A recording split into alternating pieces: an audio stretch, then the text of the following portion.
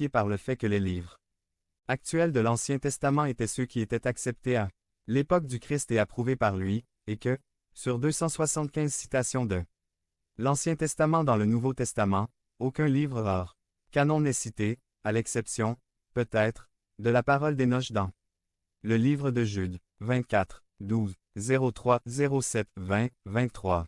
La transmission des Écritures, canon. Le canon complet du Nouveau Testament, tel qu'il est généralement reçu à l'heure actuelle, a été ratifié lors du Troisième Concile de Carthage 397 après Jésus-Christ et, à partir de ce moment-là, a été accepté par toute l'Église latine.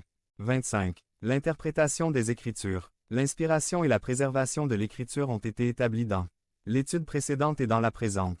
Maintenant, nous devons nous assurer de bien comprendre cet important message que Dieu nous a légué. Voici quelques règles pour nous aider à saisir le sens des paroles que Dieu a communiquées à travers ses serviteurs au cours des siècles passés. 26, 13, 03, 07, 20, 23. L'interprétation des Écritures. L'observation. Que dit le texte? L'observation consiste à chercher à découvrir les détails du texte.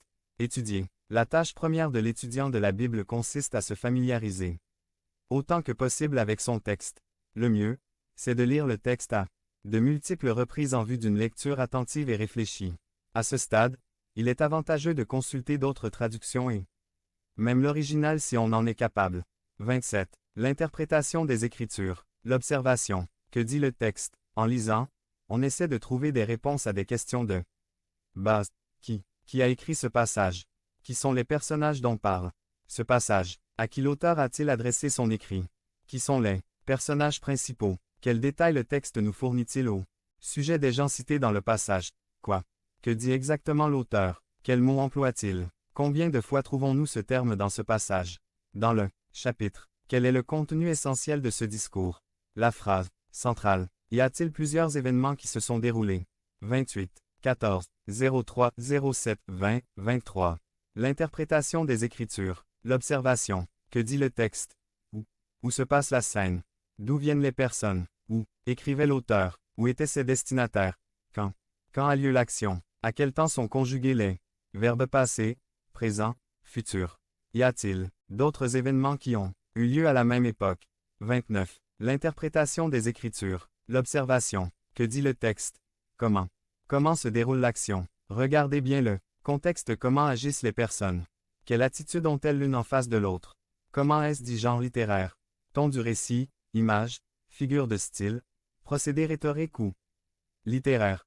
Pourquoi les acteurs du récit agissent-ils ainsi? Que dit l'auteur sur leur mobile, leurs pensées, leur attitude envers Dieu? Ou le prochain? Pourquoi un tel est-il allé à tel endroit? 30, 15, 03, 07, 20, 23. L'interprétation des Écritures. L'observation. Que veut dire le texte?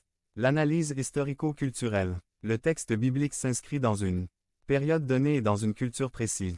Pour le comprendre, nous devons prendre en compte ces données. L'analyse lexico-grammaticale. Le prédicateur doit essayer de trouver la signification correcte des mots du texte. Il ne faut pas se hasarder à inventer des définitions. 31. L'interprétation des Écritures. L'application. Que veut dire le texte pour moi? Y a-t-il un commandement à appliquer? Y a-t-il un exemple à imiter?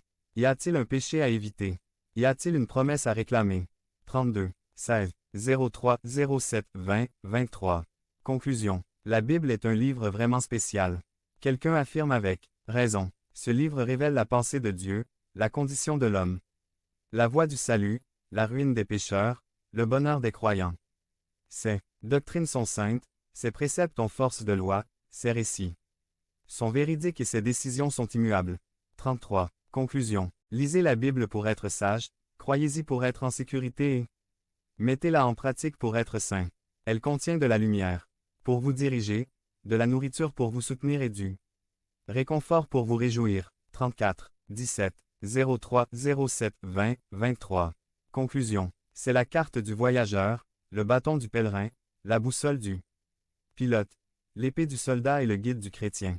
Christ est son thème central, notre bien et son dessein et la gloire de Dieu sont but. Elle doit remplir notre mémoire, régner sur notre cœur et guider nos pas. 35. Conclusion. Lisez-la lentement, lisez-la souvent, lisez-la dans une attitude de prière. C'est une mine de richesse, un paradis de gloire et un fleuve de délices. Elle vous est donnée dans cette vie, elle sera ouverte au jugement et on s'en souviendra pour l'éternité.